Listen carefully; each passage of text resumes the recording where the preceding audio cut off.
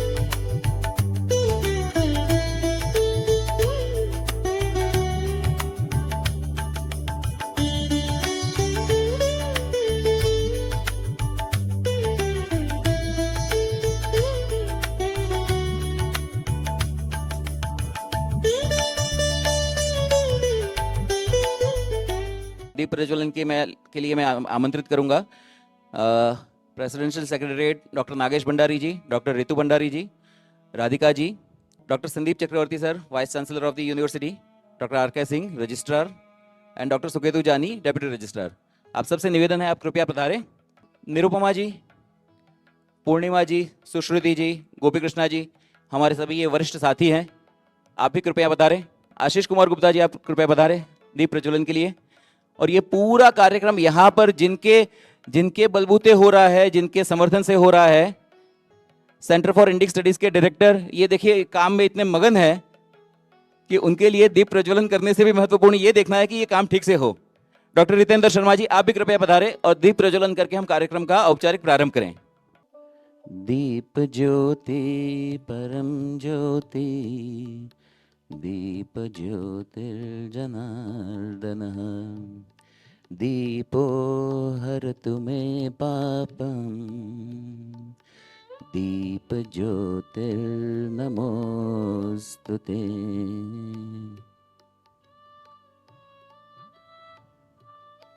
वक्रतुण्ड महाकाय सूर्यकोटि समप्रभ निर्विघ्नं कुरु मे देव सर्वकार्येषु सर्वदा।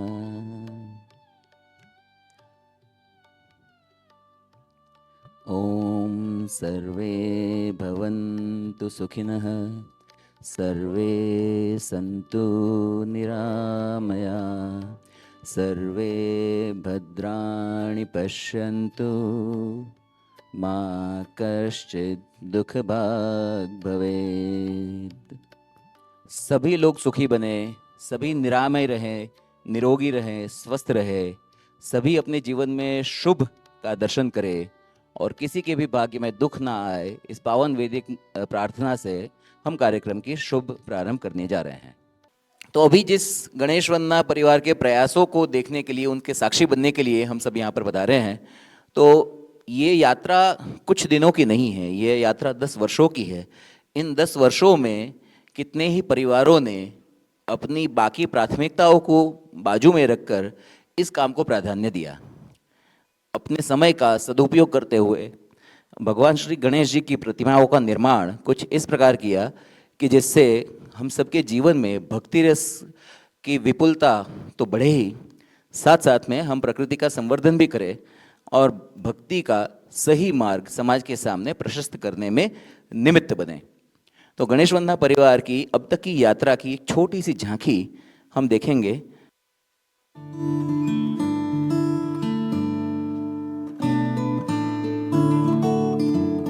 गणेश वंदना के प्रयास की शुरुआत हुई थी सन 2016 में तेलंगाना आदिलाबाद के कला आश्रम के गुरुजी श्री रविंद्र शर्मा जी की प्रेरणा से।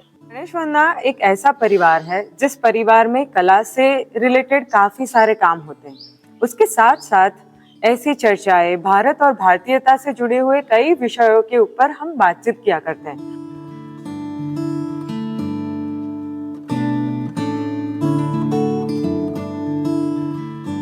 क्या आपने कभी मिट्टी को हाथ में लेकर उससे कोई सुंदर आकार देने का प्रयास किया है?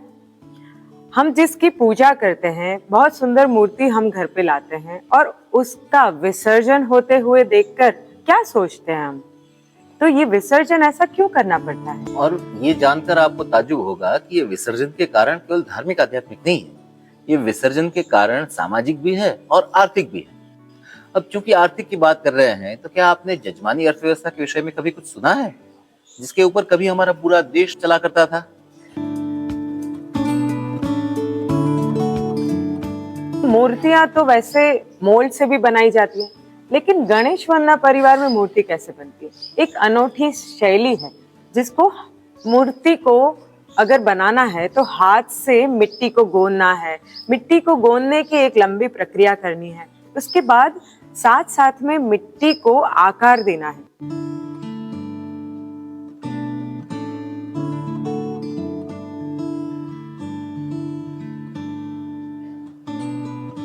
This is my first year joining this journey, and Sneha ma'am has taught me completely from the beginning how to make the idols from the scratch, directly from making the clay at home to making the complete Ganesha idol. Overall, this journey has made me feel much more peaceful and has connected me to Lord Ganesha more. और ये मूर्तियां बनाई जाती है काश्यप श्रुत सूत्र के अनुसार, जिसमें गणेश जी के 32 स्वरूपों का वर्णन है। गणेश वंदना परिवार इज वन प्लेस जहाँ पे देख के इनका कॉन्सेप्ट इतना अमेजिंग लगा कि मूर्ति सेल के लिए नहीं है। The concept is so beautiful कि लेने वाले का भाव होना चाहिए और देने वाला, अगर आप देखेंगे, इतने भाव से बना रहा है। बिलीव मी, मुझे नहीं मालूम था कैसे हॉलो मूर्ति बनती है। जस्ट भाव से उनको इन्वोक किया और यहाँ की एनर्जी, यहाँ के लोग इतने अमेजिंग हैं कि मूर्ति अपने आप बनती जा रही है।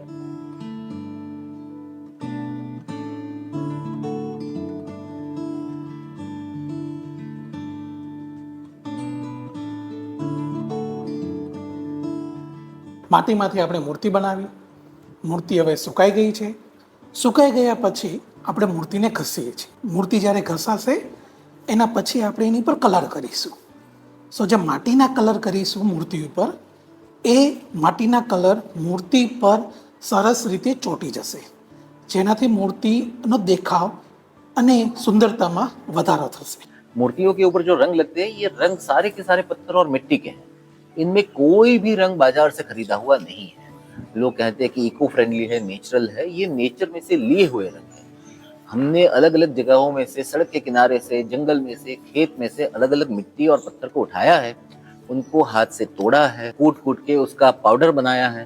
उस पाउडर को फिर कपड़े से छाना है, बार बार छान के उसका चूर्ण, एकदम बारीक चूर्ण बनाया जाता है. फिर उसमें बबूल के गोंद को उबाल के गर्म करके उसे मिलाया जाता है ताकि ये रंग टिके मूर्ति के ऊपर. और जैसे कि आप देख पा रहे हैं कि मूर्ति के ऊपर कुछ भी करने से आपके हाथ में रंग नहीं लगेगा.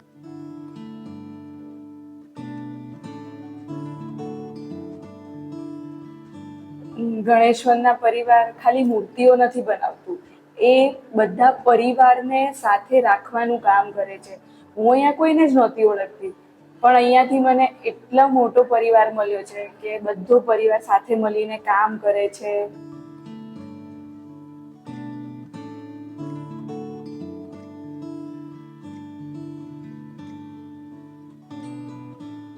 भगवान के साथ कुछ भी भाव बांधना हो वो बहुत ही डिफिकल्ट काम है, क्योंकि हमारा मन तो चंचल है ही, साथ में भगवान की मूर्ति है तो उनके साथ ऐसे ही संबंध नहीं हो सकता. बट जब हम गणपति की मूर्ति बनाते पूरे 4, 5, 6, 7 घंटे एक साथ बैठते तो वो जो ध्यान में मेडिटेशन की जो बात है, बट वो भाव हम भगवान के साथ, गणपति बापा के साथ फील करते हैं.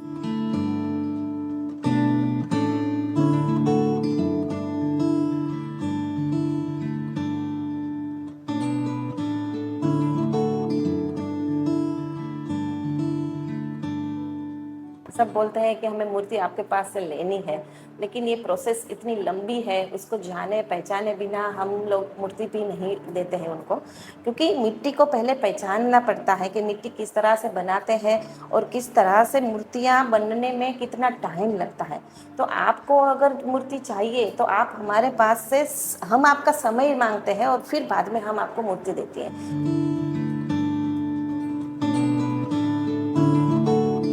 જય ગણેશ. અત્યારના બાળકો જેમ મોબાઈલ જોવે છે એમ અત્યારે હું ગણપતિના કામ માટે હું અહીંયા આવી છું અને હું અહીંયા 7-8 કલાક કરી શકું છું. पिछले 9 वर्षों से हम मूर्तियां तो बना रहे हैं और मूर्तियों को देने का एक बड़ा सा भव्य कार्यक्रम होता है. तो इस साल हमारा 10वां वर्ष है और 10वें वर्ष पे हम आपके लिए कुछ सुंदर आयोजन कर रहे हैं. हर साल भारत भ्रमण की एक यात्रा भी होती है जिसमें भारत के ऐसी जगहों पर, टूरिस्ट प्लेस नहीं, ऐसी जगहों पर जाया जाता है जहां पर सही भारत को देखा जाए. गणेश वंदना परिवार की तरफ से बहुत सारे वर्कशॉप्स कंडक्ट होते हैं जिसमें गणेश जी की मूर्ति बनाना सीखते हैं. सीड बॉल मेकिंग कंडक्ट होता है जिसमें मिट्टी और बीज को हम मिक्स करके बनाते हैं. हमारे वहाँ नेचुरल होली कलर बनाने का भी वर्कशॉप्स होते हैं. नेचुरल वॉक कंडक्ट करते हैं जिसमें हम नेचर के साथ जुड़ते हैं, उसको समझते हैं. गणेश वंदना के द्वारा आध्यात्मिक कार्य भी किए जाते हैं जिसमें रामचरितमानस के पाठ, और इस बार तो हमने अखंड रामायण का पाठ किया था जिसमें बहुत सारे लोगों ने भाग लिया था. हमारे द्वारा सार्थक संवाद नाम की एक वेबसाइट भी चलती है जिसमें भारत और भारतीयता से संबंधित लेखों को प्रकाशित किया जाता है. हम एक वीडियो सीरीज भी चलाते हैं जिसका नाम है एक भारत ऐसा भी. उसमें भी हम ऐसी अनसुनी अनकही दास्तान लोगों के सामने प्रस्तुत करते हैं. ऐसे कई सारे प्रयास हमारे चलते हैं. तो गणेश वंदना से जुड़कर आप इन सभी में सहभागी बन सकते हो. गणेश वंदना के साथ हमारी जो सबसे छोटी मूर्तिकार है वो 11 वर्ष की है केवल, और हमारे साथ 60 वर्ष से अधिक आयु के मूर्तिकार भी जुड़े हैं. हमारे साथ गुरुकुलों में पढ़ने वाले बच्चे भी हैं, हमारे साथ गृहिणी भी है, हमारे साथ वर्किंग प्रोफेशनल्स भी हैं. तो गणेश वंदना में सब तरह के लोग हैं और जब भी मूर्ति बनाने का काम चलता है तो उस समय हमारा घर एक गुरुकुल की भांति बन जाता है. गणेश वंदना एक सामाजिक आध्यात्मिक आंदोलन है, सकारात्मक आंदोलन है. तो गणेश वंदना के साथ जुड़िए और अपने जीवन में इन सभी परिवर्तनों को होते हुए देखिए. हमारे यहाँ आत्मा की प्रवृत्ति बताई गई है सच्चित आनंदमयी. उसकी अनुभूति करिए, गणेश वंदना के साथ जुड़िए और धीरे धीरे धीरे धीरे अपने देश को, अपनी जड़ों को, अपनी मिट्टी को और मिट्टी से बनने वाली प्रतिमाओं को जानने की दिशा में हमारी यात्रा जारी रहेगी। बहुत बहुत धन्यवाद। नमस्कार। तो जैसे आप लोगों ने सभी ने देखा यहाँ पर मतलब हमारा जितना बन पाता था उतना हमने वीडियो क्रिएट करने की कोशिश की है। ऐसे कई मूर्तिकार हैं, जैसे यहाँ पर बैठे हैं चारू आंटी, वो 10 वर्ष हुए ना इस साल। चारू आंटी फर्स्ट ईयर से जुड़े थे। पहले साल उन्होंने पहली बार अपने घर पे गणपति की स्थापना की और उसी दिन से मतलब वहाँ तब से वो जुड़े हुए हैं। चारू आंटी रहते हैं मुंबई में अभी, लेकिन हर साल मूर्ति बनाने के लिए वो डेडिकेटेडली यहाँ पर 10 दिन 15 दिन 1 महीना आके रुकते हैं। तो ऐसे कई सारे मूर्तिकार हैं, खुशबू है, कीनल है, जिनके वीडियोस हम नहीं ले पाए, लेकिन बहुत ऐसे लोग हैं जिन्होंने गणेश वंदना के इस स्वरूप को जिसको आप देख रहे हैं यहाँ पर, उसको मतलब पिछले कई सालों से कहीं ना कहीं बैक साइड वो सपोर्ट रहता है ना, वैसा सपोर्ट दिया है। तो सभी को धन्यवाद और जय गणेश। यहाँ पर आप देख रहे हैं कि ये पूरा जो कारीगर यंत्र बनाया है उस यंत्र के बारे में, क्योंकि जैसे बांस, मिट्टी, लकड़ी, पत्थर की चीजें, कुछ ऐसी चीजें यहाँ पे आपको देखने को मिलेगी जो भारत भ्रमण की हमारी पूरी जो यात्रा थी, उस यात्रा में हमने एक एक चीजों के पीछे एक एक स्टोरी है। उस यात्रा में कलेक्ट किए हुए ऐसे आर्टिफैक्ट्स है, ऐसी चीजें हैं जो हमारे सामान्य जीवन से उस समय पर जुड़ी होती थी। और ऐसा नहीं है कि देश में अभी कहीं उस कोने में वो कुछ था वाली चीज नहीं है। ये पिछले 5-6 साल से जो हमने कलेक्शन किया हुआ है, वैसी सारी कारीगर यंत्र में चीजें रखी हैं जिसको आप जब ब्रेक होगा तब देख भी पाएंगे। और उसी विषय में हम बातचीत करने के लिए कारीगर यंत्र और कारीगरी, उसके ऊपर हम बहुत सुंदर एक संवाद सत्र रख रहे हैं। तो हम कार्यक्रम को आगे बढ़ाए उससे पहले मैं श्वेता से निवेदन करूंगा और स्नेहल बेन पधारिए। स्नेहल बेने सरस मजाना अपना कार्यक्रमની આવી સરસ શરૂઆત કરાવી, તો આપણે ફૂલ નહીં તો ફૂલની પાંખડી રૂપે સ્નેહલ બેનને એક નાનકડી સ્મૃતિ ભેટ અર્પણ કરીએ છીએ। ओम स्वस्ति न इंद्रो वृद्धश्रवाः स्वस्ति नः पूषा विश्ववेदाः स्वस्ति नस्तार्क्ष्यो अरिष्टनेमि स्वस्ति नो बृहस्पतिर्दधातु। ये वीडियो में आपने जिनको देखा था मूर्ति के विषय में बात करते हुए, नुपुर बहन जो उत्तर प्रदेश में एक छोटा सा गुरुकुल चला रही है, मैं ये उनके द्वारा विद्यार्थियों के द्वारा हस्तलिखित है, प्राकृतिक रूप से बनाया गया कागज है, प्राकृतिक रूप से बनाई गई स्याही है, उससे गणेश जी की प्रार्थना यहाँ पे लिखी है और ये हम हमारे सभी अतिथियों को अर्पण कर रहे हैं। यहाँ पर हमारे परिसर में कुछ कारीगर हैं जो बहुत ही यूनिक कारीगरी लेके आए हैं। एक है तांगलिया वीविंग का काम है, वो आप देख सकते हैं उनको वहाँ पर। दूसरे जो है वो निरुपमा ताई के यहाँ से बाम्बू का जो काम है वो लेके आए हैं। पट्टचित्र कथाकार आए हैं, बंगाल से आए हैं स्पेशली अपने ही कलाधिपति में आने के लिए। तो वहाँ से बहुत सारी चीज़ें लेके आए हैं, उनकी पूरी कहानियाँ भी है जो हम बार बार सुनते रहेंगे। छोटा उदयपुर के बहुत ही अंदरूनी इलाके से, अम्बाला गांव से वो अपनी एक पॉटरी लेके आए हैं। जो यहाँ पर तवे वगैरह दिख रहे हैं ना, वो लैकरी का काम है, वो भी आप देखिए। और वन वगड़ो एक ग्रुप है हमारे ही गुजरात का, वो लोग बहुत सुंदर काम कर रहे हैं, बीज बचाने का काम। तो बीज बचाना और बीजों को कैसे संरक्षित किया जाए उसके ऊपर बहुत सुंदर काम कर रहे हैं। तो ये पूरे जो हमारे यहाँ पर है, आपको अलग अलग से, क्योंकि अलग से हमारे पास टाइम नहीं है, लेकिन एक एक करके आप सबको विजिट कर सकते हैं। वीविंग के टाइम पे ही इसको किया हुआ है, अलग से नहीं है।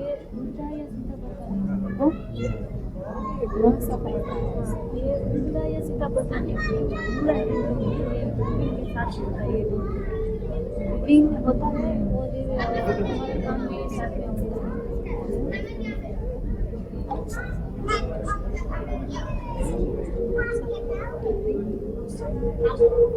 ये हमारे साथी है संपूर्ण बांबू केंद्र महाराष्ट्र से।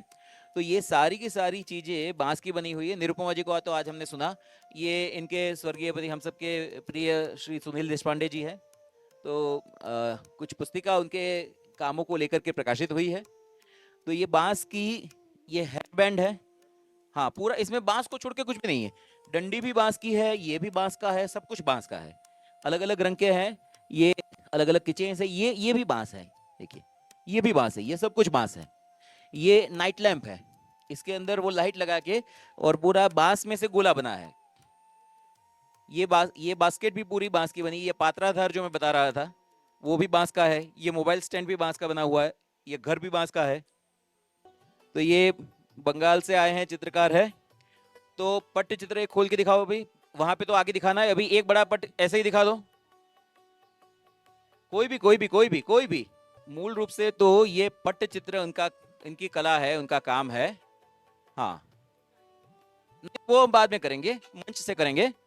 अभी यहाँ तो सिर्फ हम एक छोटा सा परिचय कर रहे हैं। तो ये पूरी कथा है। एक मिनट, राधा कृष्ण की पूरी कथा है ये। हाँ बोलो।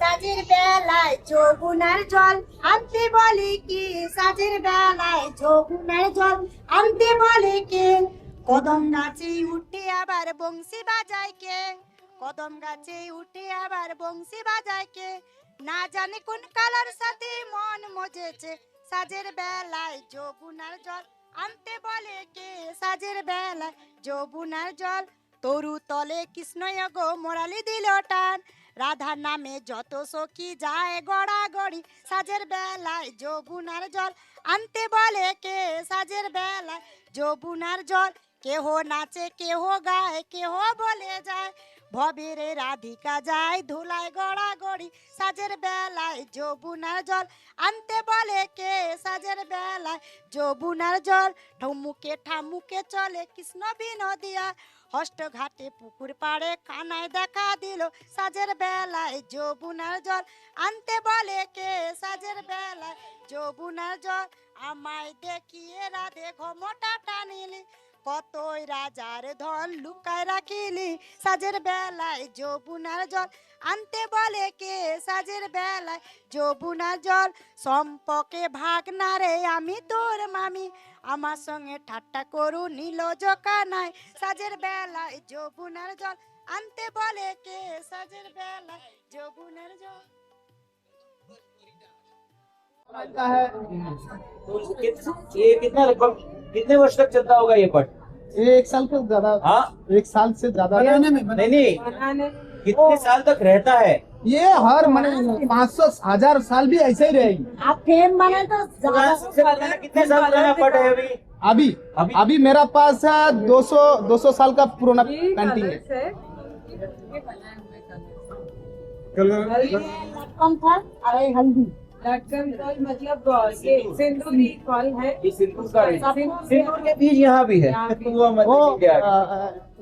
जानते हैं जैसे कि ये बाकी सब भी देख सके उसके हेतु ये मिट्टी का बर्तन है, ठीक है। मिट्टी के ऐसे तवे में बाकी बर्तन में सब्जी बनती है, दाल बनती है, लेकिन हम ध्यान रखते हैं कि उसमें तड़का ना लगाएं, क्योंकि मिट्टी में यदि तेल डाला जाएगा तो तेल वहां से निकल जाएगा।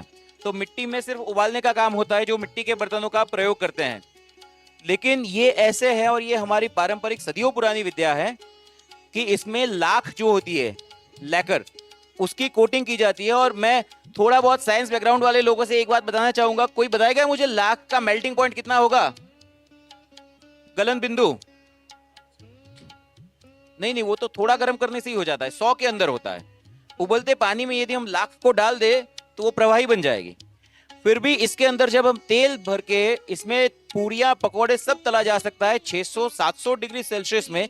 इसमें लाख लगाने के बाद एक पत्थर की कोटिंग होती है जो वहां के जंगलों में मिलता है, और फिर ये पूरे के पूरे बर्तनों को भट्टी में पकाया जाता है। लाख लगाने के बाद फिर भी लाख निकलती नहीं है। पत्थर लाया जो? हाँ, तो वो पत्थर खैर हमारे घर पे भी है। ये अंबाला नाम से एक गांव है गुजरात मध्य प्रदेश बॉर्डर पे, छोटा उदयपुर जिले की बिल्कुल सीमा पे। तो छोटा उदयपुर जिले में 2 गांव है, एक इनका गांव है अंबाला, एक है कनेलवा।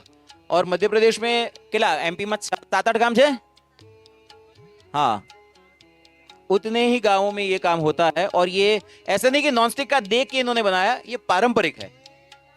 अच्छा, ये 2 हमारे मित्र हैं, ये विरल भाई देसाई वडोदरा से, ये शैलेश भाई गोयाणी महुआ देना शैलेश भाई, ये दोनों आयुर्वेदाचार्य हैं। विशेष रूप से यहाँ पे हाँ अपने कार्यक्रम के लिए बता रहे हैं, और इसलिए इसमें काफी सारी जड़ी बूटी है, तो विशेष रूप से यहाँ पे बात कर रहे हैं। तो उस ग्रुप में किला 5-1 लाख लोग का खरा है, 5 लाख जितने लोग हैं। और किसी भी वनस्पति की आप फोटो डालो, आपको 1 घंटे के अंदर अंदर उसकी सारी जानकारी मिल जाती है। तो सारे देसी बीज है जिनको इन्होंने संरक्षित किया हुआ है।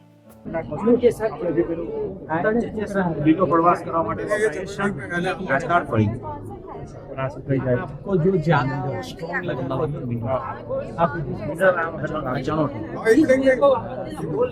इसको बोलो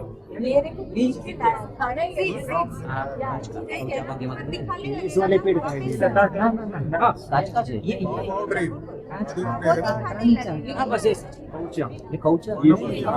इसका है।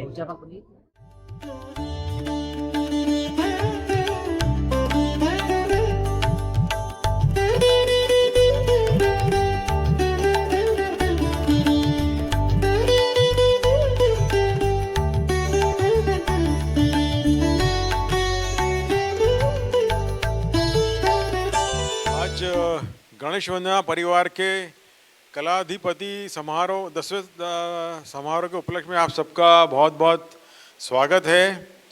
और जब मैं इस हॉल में घुसा आज सवेरे, तो यहाँ की जो सुंदर रचना है उसको देख के मैं बड़ा अभिभूत हुआ, क्योंकि कल मेरे को आशुतोष जी ने बोला था कि आप पहले आके देख लीजिए, तो मैंने मना कर दिया उनको कि मैं कल सवेरे जब पूरा सब तैयार हो जाएगा उस समय ही देखूंगा।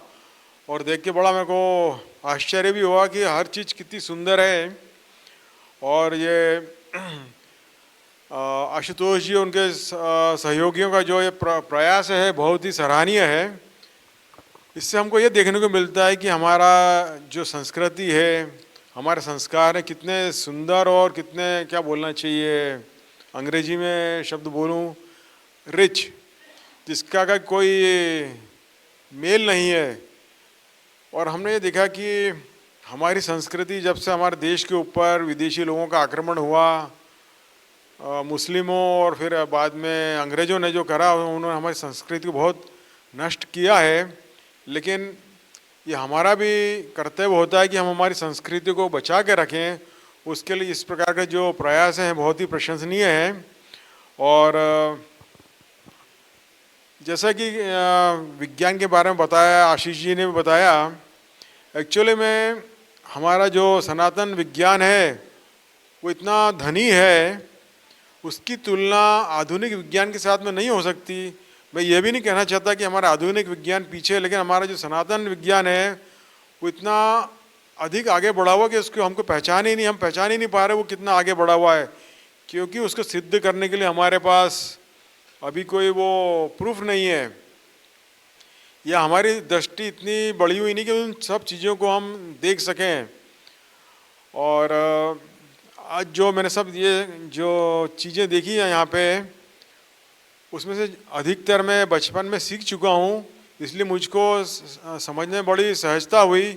ऐसा मतलब लगा कि ये जो मैंने बचपन में किया था वो चीज़ वापस से मुझको देखने को मिल रही है। और ये हमारे जीवन का एक आवश्यक भाग है, जो कि हर बच्चे को हर स्कूल में सिखाया जाना चाहिए, अपने घर पे सीखना चाहिए। क्योंकि बच्चे की सबसे बड़ी गुरु होती है उसकी माँ, और दूसरा जो क्षेत्र है सीखने के लिए बच्चे का वो होता है स्कूल। तो दोनों जगह उसके सीखने के लिए बहुत अच्छे अवसर होते हैं। और हमको ये सब सीखने के लिए जो भी प्रयत्न करना चाहिए। क्योंकि क्या है, आजकल हमारे ज़्यादातर लोग अपनी संस्कृति से विमुख हो चुके हैं, क्योंकि हमारे ऊपर बाहरी पाश्चात्य सभ्यता का बहुत गहरा असर हुआ है। तो उससे दूर करने के लिए हमको इस प्रकार के आयोजन करते रहना चाहिए, जिससे कि हम वापस हमारी संस्कृति जुड़ें और हमारे जो भूल चुके हैं संस्कार वगैरह वापस से हम हमारे जीवन में आत्मसात कर सकें। और इन सब चीज़ों को करने से हम अपने विज्ञान को आगे बढ़ाएंगे।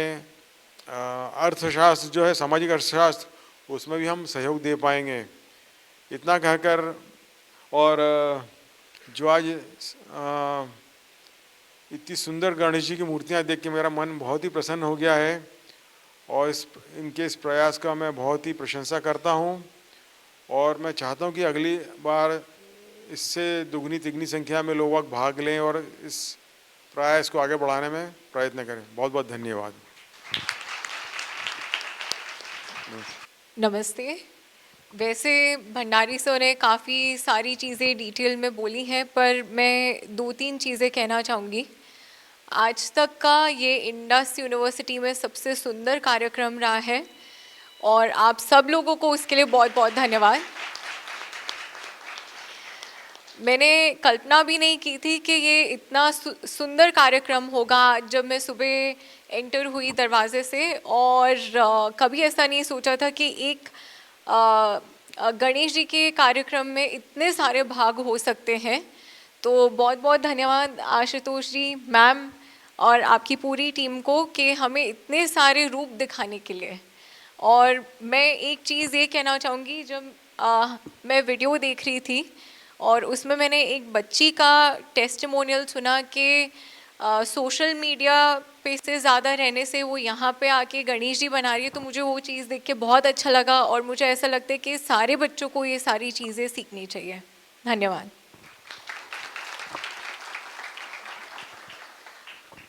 अच्छा, वो बच्ची, उसके स्कूल में आज कोई कार्यक्रम है तो शायद शाम को आएगी और कल तो पूरा दिन रहेगी। वो हमारी सबसे छोटी मूर्तिकार है।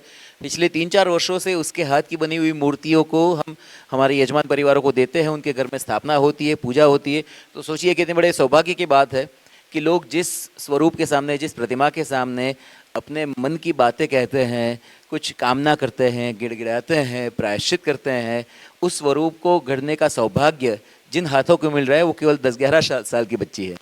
तो बहुत सुंदर सबके अनुभव हैं। और चूंकि आपने सोशल मीडिया की बात बताई, मैं एक और बात यहाँ पे बताना चाहूँगा। सामने हमें एक दिख रहा है यहाँ पे पीछे की तरफ, जो एक बड़ा सा काले रंग का वस्त्र है जिसके ऊपर सब चित्र बने हुए हैं। तो सोशल मीडिया का दुरुपयोग भी होता है। ये हमारी एक मित्र है, उन्होंने हिंद सोशल नाम से एक सोशल मीडिया प्लेटफॉर्म लॉन्च किया है, जिसके अंदर सनातन धर्म से जुड़ी हुई इवेंट्स को ब्रॉडकास्ट किया जाता है और उनके सारे वीडियोस को वहाँ पे रखा जाता है और उसमें बाकी कोई चीज़ें, बाकी नकारात्मक जो बातें हैं उन्हें वहाँ पे स्थान नहीं दिया जाता है। और एडवर्टीजमेंट्स भी ना लेकर के एक बहुत हद तक एक नॉन कमर्शियल इनिशिएटिव के विषय में उन्होंने प्रयास शुरू किया है। तो हिंद सोशल को भी हम यहाँ पे बधाई देते हैं कि उनके कार्यक्रम के विषय में भी लोग वहाँ पर उनकी सारी जानकारी है, उनकी वेबसाइट वगैरह भी है, तो जो वो देखना चाहे, जानना चाहे, वो भी कर सकते हैं। धन्यवाद। मित्रों, यदि आप एक भारत ऐसा भी को आर्थिक सहयोग करना चाहते हैं और आप चाहते हैं कि हम इसी तरह से कहानियाँ आपके समक्ष प्रस्तुत करते रहें, तो आप इच्छित धनराशि यहाँ दिए गए QR कोड से हमें ट्रांसफ़र कर सकते हैं। और यदि आपके मन में कोई भी प्रश्न है, कोई भी सुझाव है, तो यहाँ दिए गए email ID पर हमसे संपर्क कर सकते हैं। धन्यवाद।